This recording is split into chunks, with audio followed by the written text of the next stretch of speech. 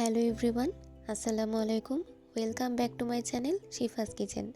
আমার আজকের রেসিপি গরুর মাংসের লোভনীয় একটা রেসিপি, নতুন আলু দিয়ে গরুর মাংস।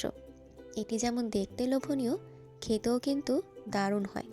তাহলে চলুন চলে যাওয়া যাক মূল প্রস্তুত প্রণালীতে। আমি এখানে হাড় চর্বি সহ 1.5 কেজির মতো গরুর মাংস নিয়েছি। এর মধ্যে আমি এখন দিয়ে দিব স্বাদ মতো লবণ, তারপর দিয়ে দিব আদা রসুনের পেস্ট, দিয়ে দিব ধনে গুঁড়া 1 টেবিল চামচ, তারপর দিব জিরা গুঁড়া 1 টেবিল চামচ, তারপরে দিয়ে দিব হলুদ গুঁড়া 1.5 টেবিল চামচের মতো, তারপর আমি অ্যাড করব মরিচ গুঁড়া 1.5 টেবিল চামচের মতো। সব মশলা দিয়ে আমি গরুর মাংসটাকে মশলার সাথে ভালো করে ম্যারিনেট করে নিব। এ পর্যায়ে এর মধ্যে অ্যাড করব তেল 2 টেবিল চামচের মতো। তারপর আবারও ভালো করে মেখে নিব। আমার মাংসটা ম্যারিনেট করা কমপ্লিট। এখন এটা 5 থেকে 7 মিনিট রেস্টে রাখবো। এতে করে মশলাগুলো মাংসে ভালো করে ঢুকবে এবং মাংসটা সফট হবে।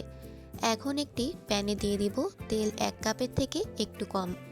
তেলটা গরম হয়ে এলে দিয়ে দিব এর মধ্যে তেজপাতা 2টি, তারপর দিব আস্ত ছোট সাইজের শুকনো মরিচ 4টি, দিয়ে দিব দারচিনি 4 টুকরা, তারপরে দিব ছোট এলাচ 6 থেকে 7টি, তারপর আমি এর মধ্যে দিয়ে দিব বড় এলাচ 2টি, এরপরে দিব লবঙ্গ 6 থেকে 7টি, দিয়ে দিব কালো গোলমরিচ 10 থেকে 12টি।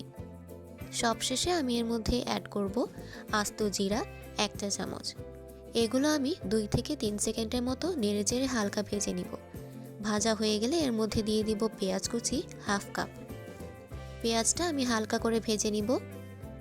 পেঁয়াজটা ভাজা হয়ে গেলে এর মধ্যে আগে থেকে ম্যারিনেট করে রাখা মাংসটা দিয়ে দিব।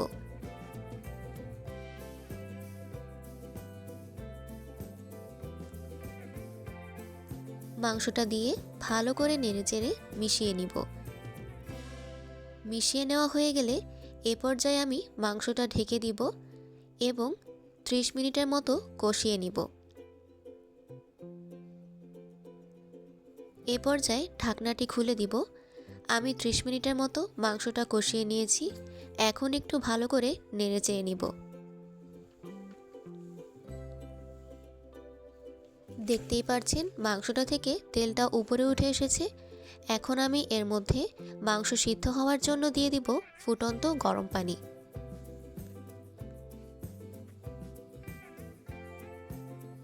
এখানে অবশ্যই আপনারা গরম পানিটা ইউজ করবেন। ঠান্ডা পানি দিলে মাংসটা শক্ত হয়ে যাবে।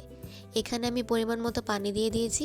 আপনারা মাংসের পরিমাণটা বুঝে পানিটা অ্যাড করে দিবেন। এখন আমি মাংসটা ঢেকে দিব যতক্ষণ না এটি 80% সিদ্ধ না হয়। এ পর্যায়ে এসে মাংসটা কিন্তু 80% সিদ্ধ হয়ে গিয়েছে।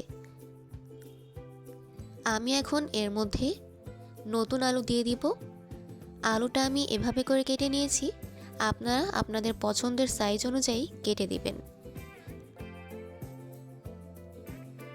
আলুটা দিয়ে মাংসের সাথে ভালো করে আমি নেড়েচেড়ে নিব। অফ ক্যামেরায় আমি এটা ঢাকনা দিয়ে ঢেকে রেখেছিলাম। এ পর্যায়ে আমার আলুটা সিদ্ধ হয়ে গিয়েছে। এখন আমি আরেকটু ভালো করে নেড়েচেড়ে দিব। অফ ক্যামেরাও কিন্তু আমি কয়েকবার নেড়েচেড়ে দিয়েছিলাম। এখন আমি এর মধ্যে ঝোলের জন্য পরিমাণ মতো ফুটন্ত গরম পানি দিয়ে দেব।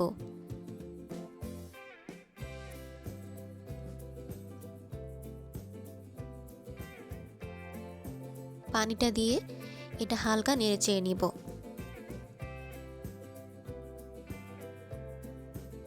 তারপর আবারও ঢেকে দিব যতক্ষণ না মাংসটা ফুল কমপ্লিট না হচ্ছে।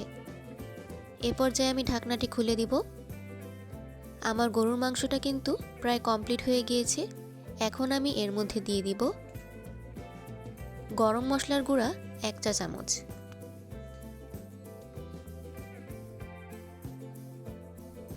তারপর উপর থেকে ছড়িয়ে দিব ভাজা জিরার গুঁড়া 1 চা চামচ। এতে করে মাংসের ফ্লেভারটা কিন্তু আরও ভালো আসবে। হালকা নেড়ে আমি ঢেকে দমে রেখে দিব 5 মিনিটের জন্য। ফিরে আসলাম 5 মিনিট পর। আমার গরুর মাংসটা কিন্তু এখন একদম কমপ্লিট। দেখতে যেমন লোভনীয় হয়েছে, খেতেও কিন্তু অনেক মজা হয়। মাংস এবং আলু পারফেক্টলি সিদ্ধ এবং কুকড হয়েছে, গ্রেভিটাও পারফেক্ট হয়েছে। আপনারা অবশ্যই বাসায় ট্রাই করবেন। ট্রাই না করলে কিন্তু একদমই বুঝবেন না এটা খেতে কতটা মজা হয়।